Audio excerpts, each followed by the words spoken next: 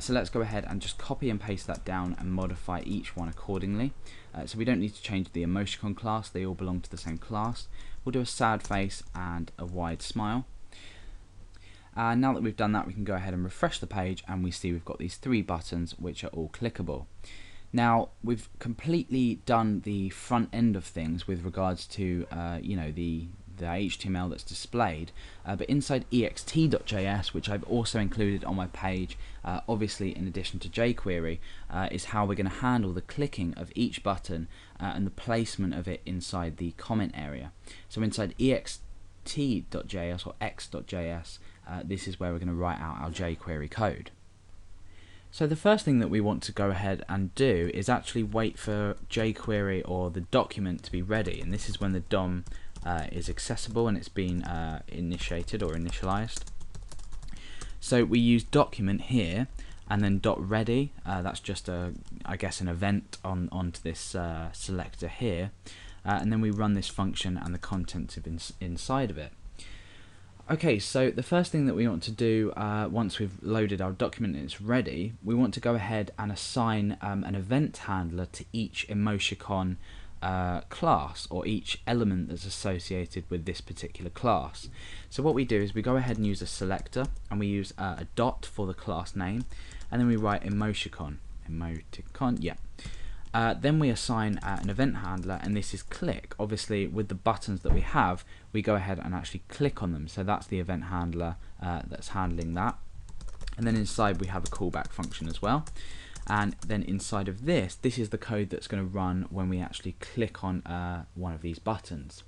Now we need to find a way to first of all get the value of the text area so we can append this particular value onto it. For example, when we click this, we're going to receive the value attribute, which is a colon and then an ending parenthesis. Same with this, a colon and a starting parenthesis, and this and a D. So we want to grab the particular value associated with that, as well as the value of the text area. So we need 2 variables. The first one is text area val, and the second one is emoticon val. And we are going to, for the text area val, is quite simple. We want to go ahead and just reference the comment area, or use a selector to select the comment area, and then use val to obtain the value, and that's the value in between this text area here, so here, and that's everything that the user would have typed in that session. So let's go ahead and grab the emoticon value. So once we press a button, we need to find out first of all we don't need to find out which button has been pressed, but we want to only grab the value of this for the button that's been pressed. So we need to go ahead and reference, we don't actually, this is the way that we would usually do it, emoticon.attribute, and you take the value attribute from there, and the value attribute, remember, is here. So it essentially takes this value that you're first of all displaying to the user, and now we're grabbing it.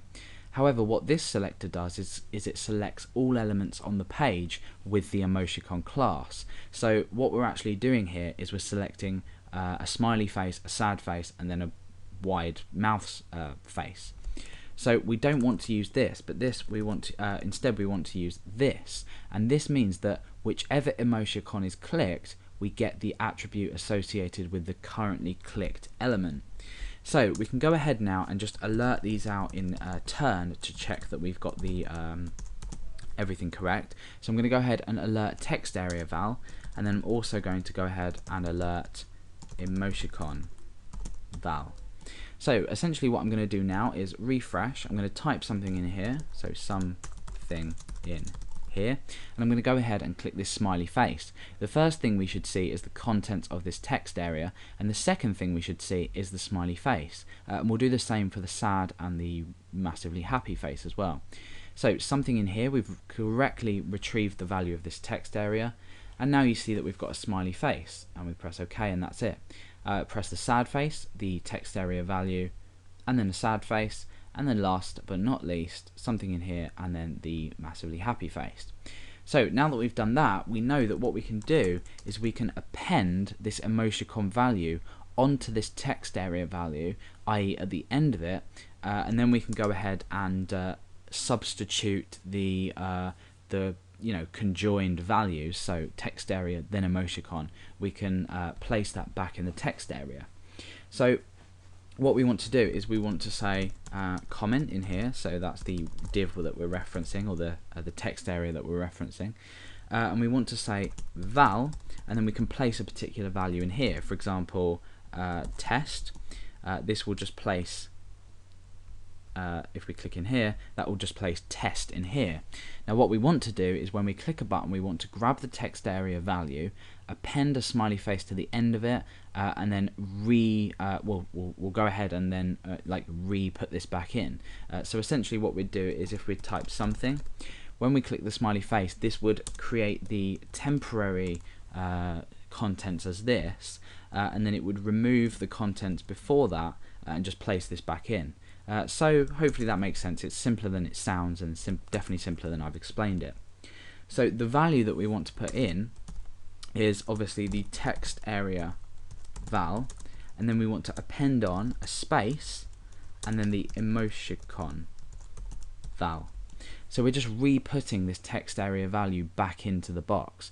Val will actually remove all content and then just re-put this content in. If we were to use something like append, it would act, I guess, in the same way, but in this case we're using val.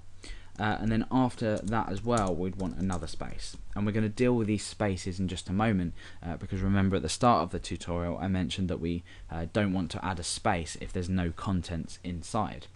So let's go and have a look at this and see what we have. If we go ahead and type in hello and click the smiley face, you see that we get a smiley face with a space here and a space here.